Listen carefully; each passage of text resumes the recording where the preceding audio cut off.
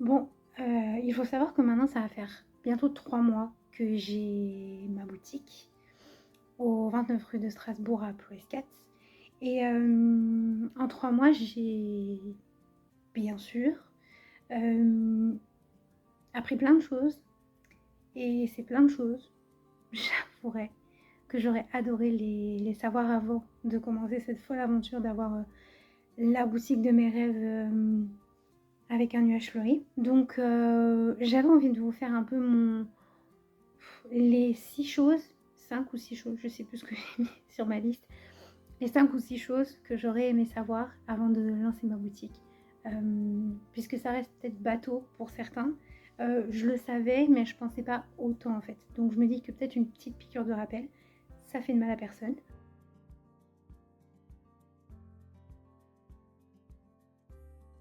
Hello hello, j'espère que vous allez bien.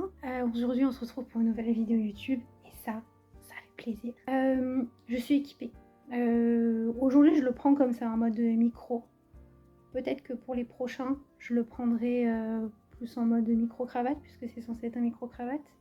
Comme je vous le disais, aujourd'hui on va parler face cam et on va tout simplement parler de ce que j'aurais aimé savoir avant d'ouvrir ma boutique physique. Donc il faut savoir qu'un nuage fleuri existe, comme j'arrête pas de vous le répéter. Un nuage fleuri existe depuis maintenant 2 ans, mais la boutique physique, les locaux, si je peux dire ça comme ça, existent depuis 3 mois, presque 3 mois maintenant. Donc j'ai appris beaucoup de choses en 3 mois.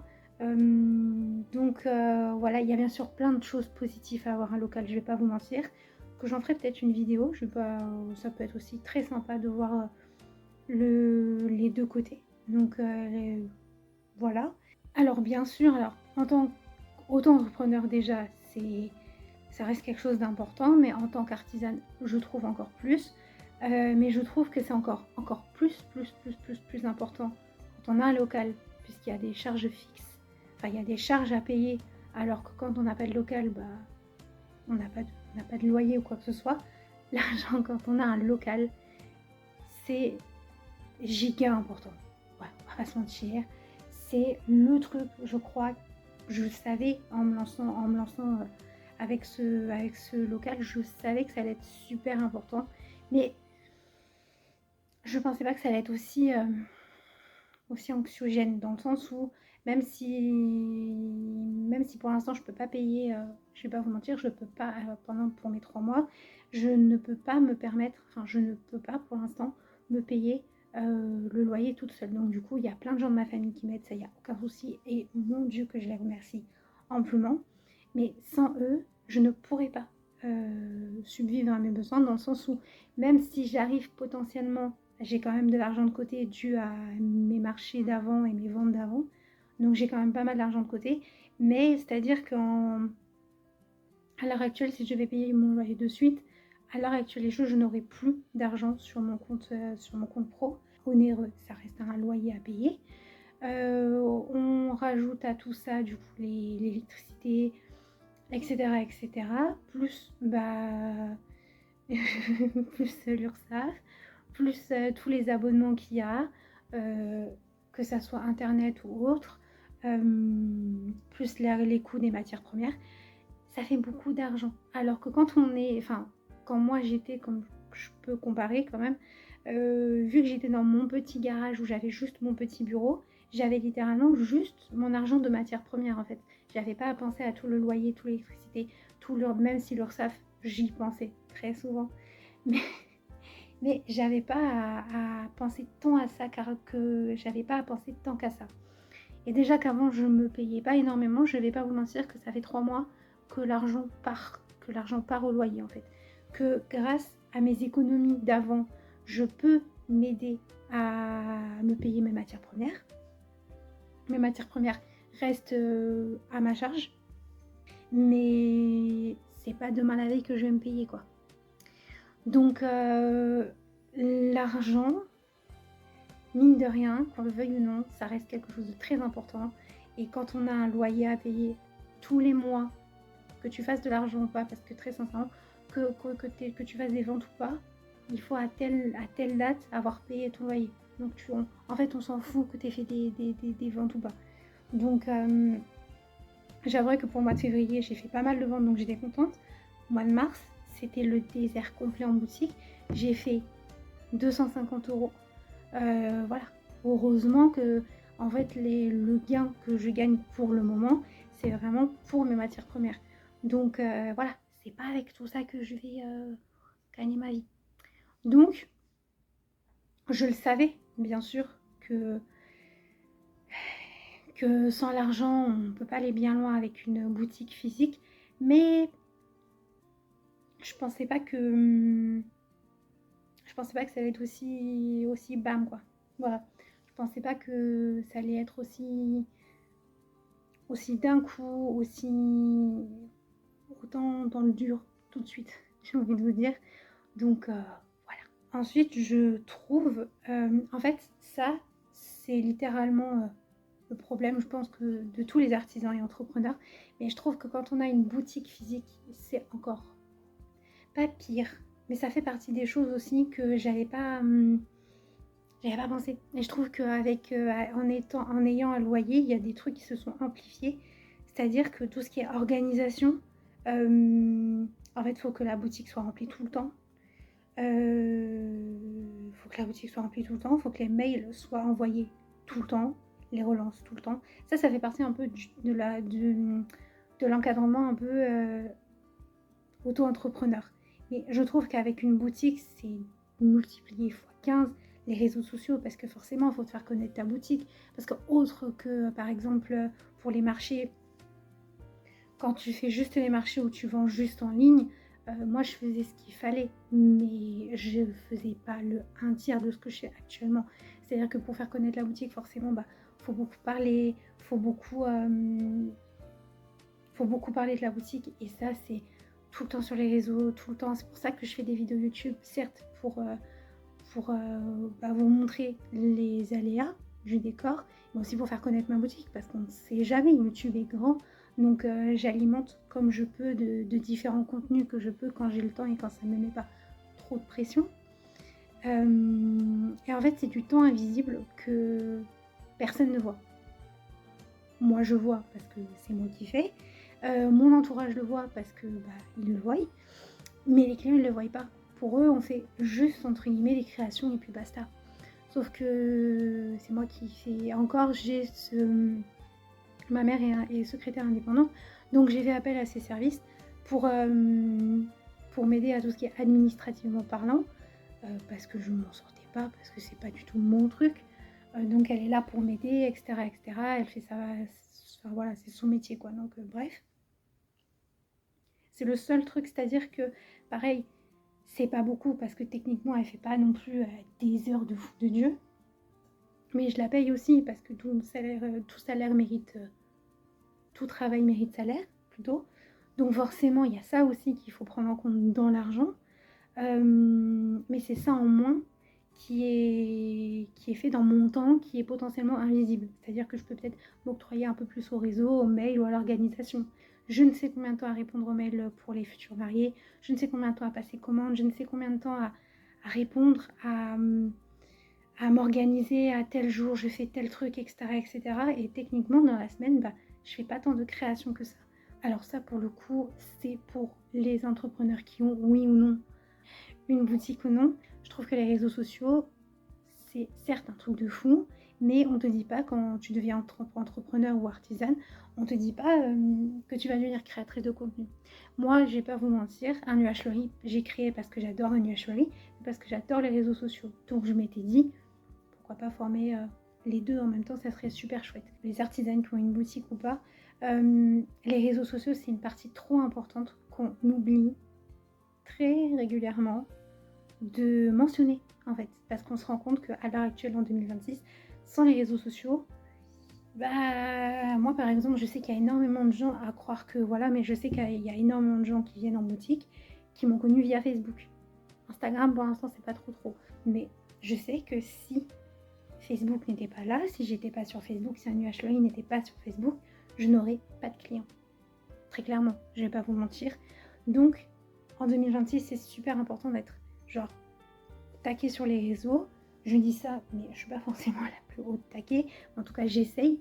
Mais c'est vrai que ça reste quelque chose de très prenant qui n'est pas forcément tout le temps récompensé. Et je pense que c'est pour ça que beaucoup d'artisans et d'artisanes abandonnent, entre guillemets. C'est que vu que c'est une sorte d'algorithme, donc c'est des robots, donc forcément, c'est pas parce que tu fais un travail ultra quali sur ta vidéo que ça va avoir un impact de fou. Et c'est pas parce que tu fais une vidéo de 5 secondes où t'as l'impression que tu fais pas... Enfin, la vidéo, t'as l'impression qu'elle est pas folle. Voilà, c'est pas parce que la vidéo elle est pas folle que tu vas faire 5 likes, tu vois. Rien à voir. L'avant-dernière chose que je trouvais intéressant de savoir avant d'ouvrir, sachant que je l'avais déjà pareil avant l'ouverture de la boutique, mais je trouve qu'en 3 mois, je l'ai, mais alors ressenti puissance 1000, la solitude. En tant qu'artisan, artisane ou auto-entrepreneur, la solitude, on connaît. On sait qu'on prend nos décisions tout seul, comme des grands, que soit ça passe, soit ça casse, c'est lourd à porter, c'est sur nos épaules, et on sait tout ça. Mais moi, à l'époque, quand je travaillais de chez moi, donc dans la maison familiale, j'avais ma mère qui passait tout le temps, me demandait si j'allais bien, discuter un petit peu, puis je retravaillais, puis elle repassait 1 heure ou 2 heures après. Tu sais, il y avait de la vie, il y avait mon chien qui venait de temps en temps, il y avait de la vie, tu vois, il y avait la télé, etc. Bref, ça visait. Là, il n'y a rien. C'est-à-dire que si ça m'est arrivé je ne sais combien de fois dans la journée de voir personne rentrer dans la boutique, et c'est frustrant, et c'est assez triste. Donc en fait, quand on n'est pas habitué, moi j'ai l'habitude, je suis toujours toute seule, j'aime bien généralement, mais j'aime bien être toute seule et tout, ça me dérange pas tellement, j'ai appris à vivre avec, donc ça me dérange pas tellement. Mais par exemple, comme je disais à ma maman ce matin, il y a un truc qui me manque énormément, les marchés en général, ça ne me manque pas du tout. Vraiment bouger les créations, les ramener, les mettre pour vendre 5 euros, bref, voilà. Et le seul truc qui me manque énormément, c'est les artisans. C'est-à-dire que moi, je n'allais au marché que pour rencontrer des nouveaux artisans, rencontrer de nouvelles têtes et pouvoir sympathiser, qui me donnent, échanger nos expériences, etc., etc. Et pour moi, c'était ça, les marchés. Et je trouve que depuis que j'ai une boutique, même si certains artisans sont venus me féliciter en vrai, etc., etc., je trouve que j'ai perdu ce truc de collègue, etc. Et je trouve ça un peu triste. Et donc du coup, je me dis, les marchés, c'était peut-être bien pour ça. Et la solitude, voilà, que tu travailles tout seul ou toute seule, voilà, quand il n'y a pas de clients, c'est mort, quoi. C'est mort, donc tu mets un peu de musique, tu essayes de t'ambiancer comme tu peux, même si c'est compliqué. Et parfois, ça peut être lourd quand t'as personne, que genre, t'as eu personne toute une semaine. Moi, ça m'est arrivé en mars de ne voir personne ou une personne dans la semaine, ce qui est pas beaucoup. On est content qu'il y ait quelqu'un qui pousse la porte, quoi. Et puis, dernière chose qui va vachement avec ce que je viens de dire, c'est les périodes calmes. Là, normalement, j'espère pour moi, on rentre dans la période un peu où ça va aller mieux, où ça va un peu plus bouger, avec les vacances, l'été, les touristes, etc., etc. Donc, normalement, il devrait y avoir plus de monde. Mais, c'est-à-dire que depuis 3 mois, donc j'ai la boutique ouverte le 31 janvier, février, ça a été, en vrai, je trouve, avril, il y a des gens qui rentrent, donc ma foi, c'est déjà pas mal. Mais en mars, c'était une horreur, c'était horrible. Là les périodes ultra calmes où genre juste tu regardes le mur, ouais, en mars, je l'ai vécu. Hein. En mars, je connais tout par cœur. Heureusement que j'avais des commandes, des mariages, etc., qu'il fallait que je m'avance, mais sans ça, c'était un petit peu compliqué. Ça aussi, on m'avait pas prévenu et ça peut jouer énormément sur le moral. Dans les périodes calmes comme ça, tu te poses beaucoup de questions. Déjà, auto-entrepreneur, artisan, artisane, tu te poses tous les jours des questions. Il n'y a pas un seul jour où tu te poses pas de questions sur ton entreprise, sur ton activité. Il n'y a pas un jour où tu te dis pas est-ce que j'ai bien fait de me lancer, est-ce que je dois continuer. Il n'y a pas un jour où tu te dis pas ça. Mais là, quand c'est des moments calmes, et quand je te dis calme, c'est que tu peux entendre une mouche voler tellement que c'est calme. C'est compliqué, hein. Le moral, il est un peu catastrophique. Moi, j'ai eu des comment dirais-je, j'allais dire des séances de panique, n'importe quoi, des crises de panique, parce que je me disais que j'avais fait de la merde, que j'avais été trop vite et que voilà, en fait, la solitude c'est bien, mais à une certaine intensité, dans le sens où quand tu as trop de solitude, après ça te met dans un mindset pas fou et c'est à remédier quoi. Parce qu'après, t'es dans un cercle vicieux et c'est pas fou. Et ces périodes-là, c'est vraiment les pires parce qu'il y a moins de ventes. Il y a moins de ventes en plus en mars, en Bretagne. Il faisait pas beau du tout, donc il pleut. T'as moins de ventes, t'as moins de gens qui rentrent. Donc forcément le moral il est à zéro. J'ai trouvé qu'il n'y avait pas beaucoup de soleil, donc forcément t'es en bas total. Bref, mars c'était une catastrophe quoi. Donc voilà, et même si je le savais, enfin je crois que c'est l'une des seules choses que j'ai sous-estimées. Mais quand je dis vraiment sous-estimé, c'est sous-estimé. Cette vidéo est maintenant finie, j'espère qu'elle vous aura plu. Si vous êtes en train de devenir artisan ou entrepreneur, j'espère qu'elle t'aura aidé, ou en tout cas à te mettre dans une, pas dans une case, mais dans une situation, en tout cas à te mettre un peu plus dans le bain. Moi en tout cas c'est ce que j'ai ressenti le plus, c'est vraiment ma façon de faire, enfin ma façon de ressentir. Certains diront peut-être que la solitude ça les dérange pas des masses et qu'ils le savaient déjà et que ça les a pas tant changé, mais moi je trouve que par exemple la solitude quand j'étais chez moi et la solitude là maintenant, c'est pas du tout la même, c'est un level en haut du ciel si je peux dire ça comme ça. Donc c'est vrai que ça reste quelque chose, voilà, c'est des trucs que j'aurais aimé savoir, soit approfondir avant de faire le local, ou alors savoir, tout simplement. N'hésitez pas, pour le coup, à me rejoindre sur Instagram, Facebook, à vous abonner à ma chaîne YouTube, sur TikTok aussi, et sur ces 3 réseaux, c'est un nuage fleuri, tout simplement.